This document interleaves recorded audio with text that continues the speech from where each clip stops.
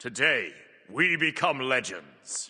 Hey, my name's Inter, and welcome back to the channel for the OB23 balance notes that we got to go over today. This is a very big balance patch. These notes are very long. It might take a little while, but I thought we'd go over it in a similar format to how I went over the previous OB22 balance notes. Giving a bit more of my thoughts on the changes, explaining them a bit more in depth as opposed to a recap. Let me know going forward if you do want to see this. People were quite positive about the feedback of me doing it in this format instead on the previous balance notes. But do keep letting me know down below if you prefer this or the recaps. But yeah, without further ado, let's jump right into this very big balance patch that we got. So there's a few things at the top that were covered on the previous Wednesday show that were in my Titan Talk recap, so I'll go over these very briefly before we get into the proper balance notes, the stuff that we haven't seen yet. Speed buffs, healing, and mana restore effect is now on jungle starters instead of the speed buff. Kill formula adjustments have happened to essentially make it less punishing to be shut down. It's not going to be like shutdown kills are worthless now, but they're going to be less punishing. Respawn timers have seen some adjustments to essentially make respawns a little bit shorter in the sort of early to mid game. In the late game, they're going to be about the same, but in the early to mid game, especially around the 20 to 30 minute mark is when they're going to be quite a bit shorter than normal. Base teleporters have had their cooldown increased by 30 seconds, and they're a 10-second cooldown if used before match starts, so you can use teleporters to get to lane now if you want. The Moonlight phase will now speed up a lot if you have a lot more teammates standing on it, so if you have 5 people on the ritual site, it's going to be a lot faster. It will also spawn shards at a lower rate even when people aren't standing on it, so if you're just doing something else on the map and then you walk over to it, there'll be a few shards there already. Minions have had a bunch of different adjustments that I went over in full detail in that Wednesday video, so you can check that out if you want, but there's going to be a bunch of minion quality of life to make them act more normal. They don't act particularly normal in Smite 2 sometimes, so these are a bunch of fixes for that. The assault changes I don't believe we went over, but these are similar to Conquest, I guess, in terms of they are trying to reduce respawn timers in general in assault, which I think is probably a good change. I don't play like loads of assault, but I do find that sometimes you get wiped once and you just lose like everything in assault, especially in the early game. You probably want those to be a bit lower. They've also decreased the base teleporter cooldown to 1 minute in assault, which I think makes sense. You can basically always TP back in assault now. Arena, they've increased the ticket count from 400 to 425. Moving into items though, healing potions and health chalice and multis have all essentially gone back to what they were in Smite 1, which I think is a really good change. Initially in Smite 2, the healing potions were even stronger than they are now in terms of like healing yourself in combat with rapid healing. That seemed to be a direction they wanted to go, but people didn't like it in general, so now they're back to 10 health per second, which is what they are in Smite 1 over 22 seconds. So it's going to be the exact same amount of healing and mana restore that you're going to be getting from all of these potions, but they're going to be occurring over a longer period of time, more akin to Smite 1, which I think is really good. Elixir of Strength and Intelligence, they now have a duration of 6 minutes and can no longer stack, so essentially these are back to Smite 1 power potions as well. You know, 6 minutes, you're definitely going to be able to farm up 3,000 gold in 6 minutes if you're playing relatively efficiently, so you will have one of these permanently, but they won't be stacking anymore. Agility Relic is getting its cooldown doubled. You can no longer fire it while dashing, or fire abilities while dashing with it, sorry, and is now going to be enabled in Ranked Conquest, so we will get to try out Agility Relic in Ranked. This is going to cause some kerfuffles, I imagine, but at least they've doubled the cooldown while they are introducing it to Ranked Conquest. Honestly, if you want my, like, genuine opinion on Agility Relic, I don't think it's going to be played very much in Ranked Conquest, especially in high rank anyway. You just can't get away with not going Beat or Aegis on a squishy. Tanks could maybe use it, but like tanks right now need Sunder or Shell if they're against walls. So honestly, I don't know if there's going to be a lot of room for Agility Relic to even be powerful enough to see play in Ranked, but I do think the Relic is annoying. I agree with people on that. Like, I think it's a very annoying Relic. I don't think it should be in the game, but in terms of like its overall power level, I actually don't think we'll see that much of it in Ranked. The jungle starters are getting some shifts.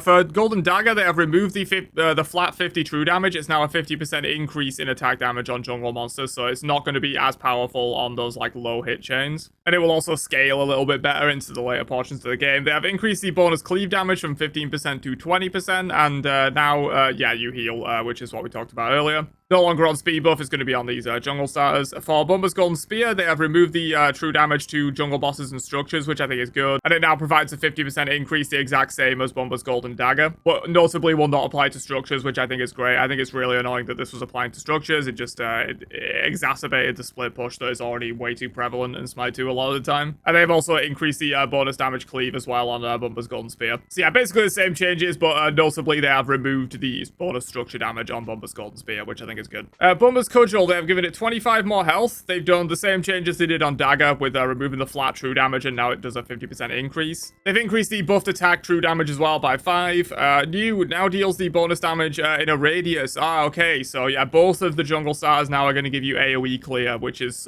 good, I think, because Bumba's Hammer was really struggling because you just needed that AoE clear from Bumba's Golden Dagger on many jungle picks. Often your ability, you hit all 3 with the ability, the side minions are left on like 20-30 HP, and that AoE from Bumba's Golden Dagger would ping them down so you don't have to waste an extra auto attack killing the side minions. So probably now that enhanced auto that you're going to get with Bumba's Golden Cudgel, that's now going to kill off the side minions. So yeah, these will be much more competitive with each other now in terms of early game jungle clear. They have also increased the buffed attack true damage against monsters from 10 to 90, so yeah, it definitely will clear the side minions now for sure. And then it's got the healing effect as well. Bumba's Hammer, I imagine, is just very similar changes. Yeah, basically an enhanced version of the changes that happened to Cudgel. They've also removed the bonus damage to structures again, like they did with Spear. There is one new thing though, on jungle monster or boss lane, you get plus 10% cooldown rate for 30 seconds. Percent cooldown is very powerful. I don't know if they meant to put 10 cooldown rate. Sometimes in the patch notes they put percent just because they're used to it from Smite 1, but I don't know if it's going to be 10 flat cooldown rate or actually 10%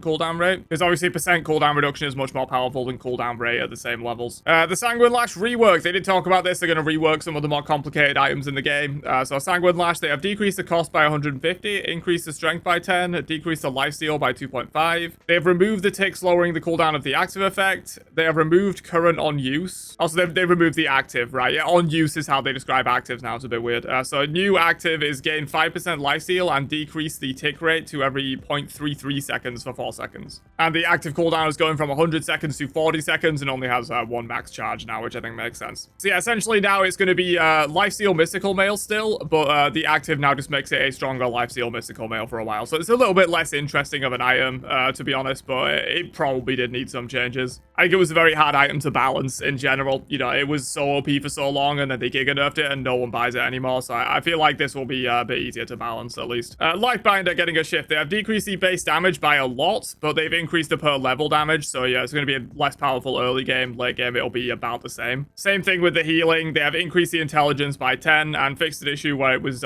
dealing damage to minions. It now matches the listed damage. Okay, so it was doing more, I think, damage to minions than it should have been doing. So yeah, mainly just making Lifebinder less effective in the early game, but about the same effectiveness in the late game. Devos, they have decreased the lifesteal per stack by quite a bit. They have increased the strength bonus from reaching max stacks by 5, so the final strength is going up, but the final lifesteal is going down, so it's going to be much more aimed at a heavy strength item now instead of a heavy lifesteal item. The Reaper is getting reworked. They've removed all stacking mechanics. They have increased the strength by 35, okay. They have reworked the Moonlight Phase benefit. God Assists also grant the full heal. Okay, so now it literally is just like a high strength item that turns you into Thanatos. That's what this item does now. There's no like stacking, getting kills, getting your max stacks increased. It's just a big pile of strength and lifesteal, and it's going to give you a Thanatos style effect where you heal on God Kill. I kind of like this, I think. I think Reaper, like, Sanguine Lash was an overly complicated item that I did actually like using. Reaper was an overly complicated item that I didn't like using. I think it was just very cumbersome and weird. I think this is going to be fun now. It is something that you can just buy if you are getting a lot of kills in the jungle, and it's still going to be a good item in terms of you want to buy it when you're snowballing and not when you're behind. Because if you're not getting any kills, the item's trash. But I feel like this will be a fun item now to buy when you are dominating in the jungle. You're getting a lot of kills. You can just keep snowballing like a Thanatos would, essentially, with those heals. I think that's good overall. Sphere of Negation, they have decreased the cost by 400, decreased the intelligence by 20, decreased the magical prop by 15, and you now gain 2.5% max health magical shield every 3 seconds. Oh, so you get a Kepri shield. I like this, I think. I am interested in the luxury items, and I do think this, it kind of takes it away from being a luxury item. 2750 is expensive, but I wouldn't call it luxury. I would say anything above 3k is like what I would consider a luxury item. I kind of wish they kept this luxury price, to be honest, but I do like the idea of giving it something more than just being a stat pile. This item will actually be somewhat interesting now and give you a unique benefit. The anti-heal item pass we have covered already in a previous video, so I won't go over this too much, but there's going to be one new anti-heal item, the Stygian Anchor, which is probably going to be pretty strong. This gives you both kinds of protections, gains basic attack power, and whenever you take or deal damage, you apply stacks of Stygian Sludge, which reduce movement speed, attack speed, and you steal healing from the guys that have those Stygian Sludge stacks on them. And then Divine Ruin, Kins, and Avenging Blade are getting some anti-heal style stuff as well, but I have already covered that in the previous recap, so probably a lot of you guys know about it already. If you don't, you can check out that recap. Okay, moving on to some god changes though. In general, ranged gods, all standard attack projectiles have had their speed adjusted to 17.6 meters per second. For most potted hunters, this means they stay the same. For most potted mages, this means they go faster. Oh, mages had slower projectile speed than hunters. I did not know that. That wasn't a thing in Smite 1, surely? Maybe it was? Dude, I never noticed this. I assumed all ranged basic attacks were the same projectile speed. I didn't think there was a difference between mages and hunters in this regard. That's certainly interesting. Probably good for general consistency. Leap adjustments. This was something they mentioned but didn't give any specifics on. They're going to be adjusting all of the leaps in the game more towards how Hu Yi leap works, and then nerfing Hu Yi leap a little bit so that they're all kind of in line with each other. So they've increased the build-up time on Hu Yi leap from 0 seconds to 0.066 seconds. Smite 1 Hu Yi leap was 0.15, so it is still like less than half of the build-up time of Smite 1 Hu Yi leap. But we feel removing this creates a disconnect in him still being on the ground but undamageable / hittable. Going back to 0.15 seconds would likely reintroduce the feeling of the user being off the ground and then being interrupted. So yeah, it's a bit of a middle ground. I think this is good. Hu Yi leap is honestly bullshit the way it works at the moment in the game. But I think, you know, going to sort of a middle ground between how leaps should normally work and how Hu Yi leap works is probably a good idea. This can be adjusted as well, you know, if it feels like it's happening too much now where you're getting hit while you're already off the ground, or if it's still kind of bullshit, they can adjust it up or down, however they want to. And her leap is going from 0.15 to 0.1. Ula leap is going from 0.3 to 0.2. Neath backflip is going from 0.17 to 0.1. I'm probably not going to read all of these, to be honest. I'll scroll through if you want to read them. But, that's actually all of them. But yeah, the general idea here is that they're all going a little bit more towards Hu Yi leap, but not anything near as crazy as Hu Yi leap. Hu Yi leap was 0 second build-up time. These are still like 0.14, 0.1, 0.2. Healer adjustments. They did say they were going to be buffing some god heals in this patch because they are introducing a lot of new anti-heal, and they felt like god healing was in a good spot, and it was mainly item healing and lifesteal that was being abused, which I agree with. But Aphrodite's getting a small increase to her heal, Guan Yu's getting a small increase, Aspect of the General also getting that. Ra, again, getting a small heal increase, and Aspect of Thermotherapy, the Searing Pain heal is also going up a bit. Ranged supports. Baron Samdi, Yamoja, and the recent addition of Aspect Isa have been very strong in high levels of play, pushing out other gods with their high range pressure and base damage. We are adjusting all three in different ways, tailored to their unique cases. However, we wanted to be reserved as Lifebinder, a key rush item, is also receiving adjustments. Yeah, Lifebinder is very good on these picks. Lifebinder is just really good on ranged gods in general. You know, gods with ET to hit, ranged poke. Lifebinder is just going to be better on those. Baron Samdi, they are decreasing the base damage of Vivid Gaze, and they are increasing the double hit damage dealt. Yeah, and that double hit damage is pretty heavy on the intelligence component, I think. So basically, base damage going down, intelligence scaling going up. It will probably be doing similar amounts of damage in a damage Baron build, but less damage in a tank Baron build. Yamoja, they are decreasing the base damage on Bouncing Bubble a little bit, especially in the early game. Moonstrike decreasing the damage as well, and for the Aspect they're increasing the scaling on her one a bit as well. E-sets, they have fixed an issue where the god decoys were providing stacks for funeral rites. That's probably good. Spirit Ball, they have increased the cooldown from 10 seconds to 14 down to 10. That is massive because you level this ability second. Maybe you would level it first now, I don't know, but you probably want to level Wingos first for the lane clear and stuff. So yeah, given that you level this second, you know, it's going to be on a 14-second base cooldown for a decent portion of the game now, so that is a very big change. The Aspect, they have decreased the bonus protection scaling on her enhanced attack. Wingust, they have decreased the base damage. And new, if the first hit of a projectile is a minion, you only gain 50% healing. You get an additional 50% if that same projectile hits an enemy god as well. So yeah, less healing from hitting minions, basically. Moving into general balance, though, Aspect Agni is getting a shift. They say Agni's Aspect currently scales with the rank of the triggering ability, leading to his early game pressure to be quite high. A level 6 Agni with 3 ranks in Flame Wave will currently deal, yeah, so basically it's scaling off of like his highest, if you're proccing it with Flame Wave at rank 5, it's going to be doing a lot of damage. So they've removed the base damage per ability rank completely. They have increased the base damage, increased the per level damage, and decreased the stack multiplier a little bit as well. So yeah, overall this means the level 1 damage goes from 36 to 20, but the level 20 damage goes from 180 up to 210. So yeah, in the early game, you're just going to be getting a lot less crazy burst damage from abilities out of this Aspect, which I think is good. There's like 2 crazy things about Agni Aspect. It's one, he's an ADC with an unmissable AoE stun that's like absolutely massive, but also he still does solid ability damage because of that combustion passive. So it's like an ADC with the standard shredding auto attacks, but then he also has an unmissable AoE stun and crazy ability damage as well. So yeah, nerfing one of those things I think is good. Honestly, I think like increasing the cooldown of his stun in the aspect could be good as well. Aladdin's rework we have talked about completely. I'm not going to go over it again. There's an absolute ton of changes. I spent about 4 minutes in the previous recap covering this. You can check that out if you want my thoughts on it. I'm not going to go over it again. Bellona's getting some nerfs, which I think is good. They have decreased the base damage of shield bash.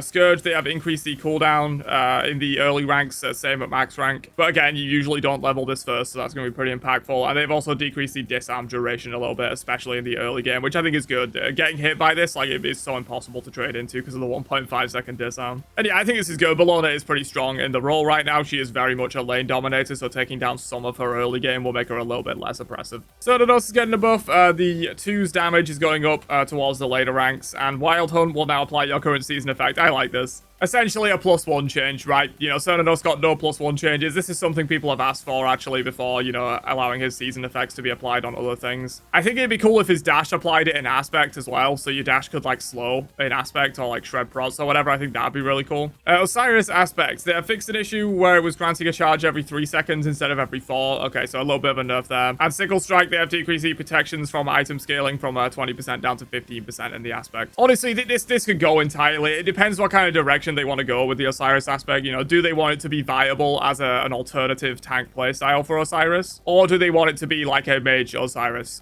Because if they want it to be a mage Osiris, they should just remove this. But yeah, if they want it to be viable as a tank Osiris, I don't think taking this down any further will be smart. Maybe they should adjust it in some other ways. Kind of depends where they want to go with the Osiris aspect. But yeah, that's the balance changes. Obviously, I've skipped over a few things here. They were covered in previous videos, you know, like Aladdin, like the new anti-heal stuff. I just felt like it wasn't really worth kind of going over again in detail because I've already covered it in previous videos. If you keep up with my videos, you're probably already aware of it. If not, you can go check out my OB23 recap show. But yeah, overall a good patch, I think. There's definitely more they could have done. There always is, I feel, with these patches. I feel like sometimes they don't go far enough in terms of nerfing some of the top tier gods that have been top tier for a long time. But I am still hoping for some other more substantial changes to solo that can bring back some more tanky playstyles, because currently solo is just like you're playing Bellona, Osiris, or Yorm, or you're not playing a tank. Like those three are OP, and none of the other tanks are viable, and everyone else is playing mages. So I do hope for some changes to solo lane as well going forward, but we'll see with that. Maybe some conquest changes could impact that. But yeah, let me know your thoughts on all these balance changes down below, and I will catch you guys for another one later on. Have a great day, and peace out, you nerds.